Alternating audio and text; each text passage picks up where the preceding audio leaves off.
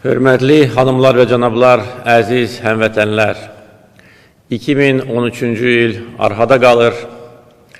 2013-cü ildə ölkəmizin dinamik inkişafı təmin edilmişdir. Qarşımızda duran bütün məsələlər öz həllini tapmış və ölkəmiz hərtərəfli inkişaf etməyə davam etmişdir. 2013-cü il ölkəmiz üçün çox uğurlu il olmuşdur. Bütün istiqamətlər üzrə ölkəmizin inkişafı hər bir Azərbaycan vətəndaşını sevindirir. Bizim beynəlxalq mövqelərimiz möhkəmləndirilmişdir. Həm iki tərəfli formatda və çox tərəfli formatda Azərbaycanın beynəlxalq əlaqələri artmış, güclənmişdir. Biz iştirak etdiyimiz bütün beynəlxalq təşkilatlarda fəal siyasət aparmışıq və böyük beynəlxalq dəstək qazanmışıq. Bu il Azərbaycan BMT Təhlükəsizlik Şurasındakı fəaliyyətini başa çatdırır. 2 il ərzində Azərbaycan dünyanın bir nömrəli qurumu olan BMT Təhlükəsizlik Şurasında çox fəal iştirak etmişdir. Beynəlxalq hüququ, ədaləti müdafiə etmişdir. Əfsuslar olsun ki, dünyada beynəlxalq hüquq normaları pozulur. Ermənistan-Azərbaycan Dağlıq Qarabağ münaqişəsinin həll olunmaması bunu bir daha göstərir. Əfsuslar olsun ki, uzun illər bizim torpaqlarımız işğal altındadır və beynəlxalq təşkilatların qərar və qətnamələri icra edilmir. BMT Təhlükəsizlik Şurasının 4 qətnaməsi var ki, erməni işğalçı qüvvələrinin işğal edilmiş torpaqlardan qeyd-şərtsiz çıxarılmasını tələb edir, ancaq Ermənistan buna məhəl qoymur. ATƏT, Avropa Parlamenti, Avropa Şurası, İslam Əməkdaşlıq Təşkilatının da bu məsələ ilə bağlı qərar və qətnamələri var, ancaq əfsuslar olsun ki, onlar icra edilmir. Ermənistan-Azərbaycan Dağlıq Qarabağ münaqişəsi ölkəmizin ərazi bütövlüyü çərçivəsində öz həllini tapmalıdır. Başqa variant ola bilməz. Azərbaycan heç vaxt imkan verməyəcək ki, bizim torpağımızda ikinci süni erməni dövləti yaradılsın. Əminəm ki, ölkəmizin ərazi bütövlüyü bərpa ediləcəkdir və bütün işğal edilmiş torpaqlarda Azərbaycan vətəndaşları yaşayacaqlar. Gələcəkdə isə Azərbaycanlılar bütün tarixi torpaqlara qayıdacaqlar. Mən buna əminəm, buna şübhə etmirəm. Buna nail olmaq üçün biz daha da güclü olmalıyıq, daha da güclü orduya malik olmalıyıq və iqtisadi inkişafı təmin etməliyik. Ordu quruculuğu işində böyük uğurlarımız var. Azərbaycan ordusu bugün dünya orduların sırasındadır. Bu istiqamətdə hələ görüləcək işlər çoxdur. İslahatlar davam etdirilməlidir. Ancaq deyə bilərəm ki, ölkəmizin hərbi potensialı kifayət qədər güclüdür. Ən müasir texnika, silah, sursat alınır. Azərbaycanda müasir hərbi məhsullar istehsal olunur. Bir sözlə, ordumuzun hərbi potensialı, döyüş qabiliyyəti artır və bu bizi sevindirir. Çünki hər bir güclü dövlətin güclü ordusu olmalıdır. Bu istiqamətdə bundan sonra da biz fəal siyasət aparacağıq. İqtisadi siyasətə gəldikdə bu sahədə son 10 il ərzində Azərbaycan kimi inkişaf edən ikinci ölkə olmamışdır. Bütün beynəlxalq maliyyə qurumları bunu təsdiqləyir və statistik məlumatlar bunu təsdiqləyir. Son 10 il ərzində iqtisadiyyatımız 3,4 dəfə artmışdır ki, dünya miqyasında bu ən böyük göstəricidir. 1.200.000-dən artıq yeni iş yerləri açılmışdır. Yoxsulluğun azaldılmasında böyük nailiyyətlər əldə edilmişdir və hal-hazırda yoxsulların səviyyəsi 5%-dən bir qədər çoxdur. İşsizliyə qarşı mübarizə gözəl nəticələr vermişdir. 5%-dən aşağıdır Azərbaycanda işsizliyin səviyyəsi. Beynəlxalq aparıcı reyting agentlikləri hətta böhranlı illərdə Azərbaycanın kredit reytinglərini artırmışlar. Dünyanın bir nömrəli iqtisadi forumu olan Davos Ümumdünya İqtisadi Forumu ölkələrin rəqabət qabiliyyətliyinə görə Azərbaycanı 39-cu yerə layiq görmüşdür. Bu çox böyük nailiyyətdir, çox böyük nəticədir. Onu göstərir ki, ölkəmiz uğurla inkişaf edir. İqtisadiyyatımız çox şaxəli iqtisadiyyatdır. Təkcə neft amilinə bağlı deyil və son illər ərzində apardığımız iqtisadi islahatlar, iqtisadi siyasət ölkə iqtisadiyyatının şaxələndirilməsinə gətirib çıxarmışdır. Əminəm ki, növbəti illərdə iqtisadi sahədə daha da böyük uğurlar əldə ediləcək. Bizim iqtisadi siyasətlə bağlı olan proqramımız ardıcıl şəkildə icra edilir. Eyni zamanda güclü iqtisadiyyat əlbəttə ki, sosial məsələlərin həllinə də köməklik göstərir. Bu sahədə də Azərbaycan ardıcıl siyasət aparır.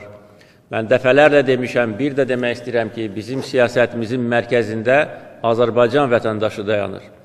Ona görə güclü sosial siyasət bizim əsas istiqamətimizdir. 2013-cü ildə maaşlar, pensiyalar qaldırılmışdır. Sovet vaxtlarından qalmış əmanətlər tam şəkildə əhaliyə kompensasiya şəklində verilmişdir.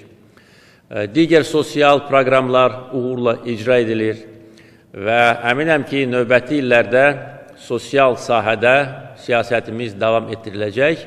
Bunu deməyə əsas verən bizim güclü iqtisadi potensialımızdır. İqtisadi müstəqillik olmadan heç bir ölkə özünü tam azad müstəqil hesab edə bilməz. Ona görə iqtisadi sahədə müstəqilliyin əldə edilməsi hesab edirəm ki, bizim ən böyük nailiyyətimizdir. Eyni zamanda ölkəmizdə siyasi islahatlar davam etdirilir və davam etdiriləcəkdir. Azərbaycanda demokratik cəmiyyətin qurulması istiqamətində çox müsbət addımlar atılır, qanunun aliliyi təmin edilir, bütün azadlıqlar vardır və Azərbaycan siyasi islahatların aparılması istiqamətində də qabaqcıl ölkələrin birinə çevrilməkdədir. 2013-cü ildə cəmiyyəti ən çox narahat edən korrupsiya və rüşvətxorluğa qarşı mübarizə daha da böyük miqyasda aparılmışdır. Daha da böyük uğurlara biz nail olmuşuq. Korrupsiya və rüşvətxorluğa qarşı mübarizə bizim siyasətimizin əsas istiqamətlərindən biridir. Burada həm cəza tədbirləri, inzibati tədbirlər öz rolunu oynayır. Eyni zamanda sistem xarakterli islahatlar da bu sahədə böyük irəliləyişə nail olmaq üçün bizə imkan yaratmışdır. Xüsusilə ilin əvvəlində yaradılmış asan xidmətin fəaliyyətini mən qeyd etmək istəyirəm. Qısa müddət ərzində cəmiyyətdə böyük rəğbət qazanmış asan xidmət bugün Azərbaycan brendi kimi dünyada da özünü təsdiqləyir. 500 mindən artıq vətəndaş il ərzində bu xidmətə müraciət etmişdir.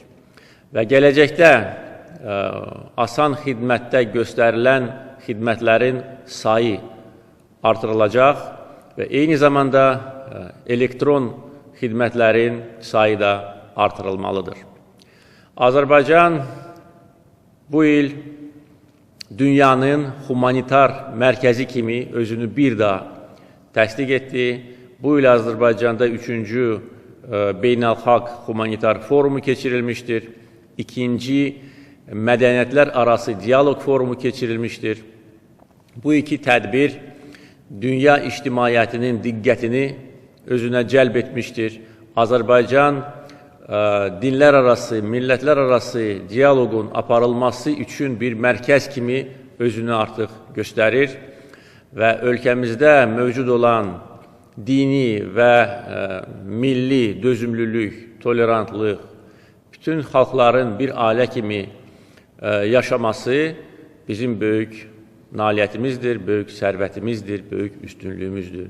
Deyə bilərəm ki, bu sahədə ölkəmizin təcrübəsi dünyada öyrənilir və təqdir edilir. Ölkəmizin gələcək inkişafı üçün əlbəttə ki, neft-qaz sektorunun gələcək inkişafı da çox böyük məna daşıyır. 2013-cü ildə bir neçə vacib məsələ öz həllini tapmışdır. Onların içində Trans-Adriatik kəmərinin seçilməsi layihəsidir. TAP layihəsi artıq əsas qaz ixrac marşrutu kimi təsdiq edilmişdir. 2012-ci ildə Trans-Anadolu qaz kəmərinin tikintisi ilə bağlı razılıq əldə edilmişdir və bu il bu istiqamətdə böyük işlər görülmüşdür. Və dekabrın 17-sində Şağdəniz 2 layihəsinə start verildi. Bu tarixi layihədir, tarixi hadisədir. Bu layihə 21-ci əsrin layihəsidir. Avropanın ən böyük infrastruktura layihəsidir və ən böyük enerji layihəsidir. TAP, Şağdəniz 2 layihəsi Azərbaycanın tarixi uğurudur, tarixi nailiyyətidir. Bir daha Azərbaycan xalqını bu böyük qələbə münasibəti ilə ürəkdən təbrik etmək istəyirəm. Bu layihə xalqımızın uğurlu inkişafı üçün, yaşaması üçün, ölkəmizin dayanıqlı inkişafı üçün müstəsna əhəmiyyətə malik olan bir layihədir. Bu il Azərbaycanda prezident seçkiləri keçirilmişdir.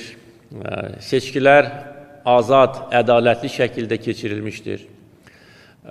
Seçkiləri müşahidə edən xarici qonaqlar seçkilərə çox böyük qiymət vermişlər. Əsas məsələ ondan ibarətdir ki, Azərbaycan xalqı seçkilərin keçirilməsinə yüksək qiymət vermişdir və seçkilərdə Azərbaycan xalqının iradəsi tam şəkildə öz əksini tapmışdır. Mənə yenidən böyük diqqət göstərdiyi üçün doğma xalqıma minnətdaram və Azərbaycan xalqını bir daha əmin etmək istəyirəm ki, bundan sonra da ölkəmizin uğurlu inkişafı üçün, gələcəyi üçün mən var gücümlə çalışacağam.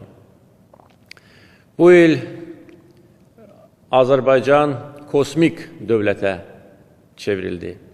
İlin əvvəlində Azərspace 1 Pekinin fəzaya buraxılması tarixi nailiyyətdir. Bu onu göstərir ki, bizim ölkəmiz böyük işlərə imza atır, böyük uğurlara imza atır və kosmik sənayinin inkişafı ölkəmizin ümumi intellektual və iqtisadi potensialını bir daha təsdiqləyir. Əziz bacılar və qardaşlar, bugün eyni zamanda dünya Azərbaycanlılarının həmrəyliyi günüdür. Dünyada yaşayan bütün Azərbaycanlılar əminəm ki, fəxr edirlər ki, bugün güclü Azərbaycan dövləti vardır. Dövlət ki, öz vətəndaşları üçün çalışır, öz vətəndaşlarının qayğıları ilə yaşayır. Müasir, dinamik, demokratik dövlət ki, bugün bütün Azərbaycanlıların vətənidir. Mən bütün Azərbaycan xalqını bir daha dünya Azərbaycanlılarının həmrəyliyi günü və yeni il bayramı münasibəti ilə ürəkdən təbrik edirəm. Hər bir Azərbaycan ailəsinə xoşbəxtlik, firavanlıq, əminamanlıq arzuluyorum. Bayramınız mübarək olsun.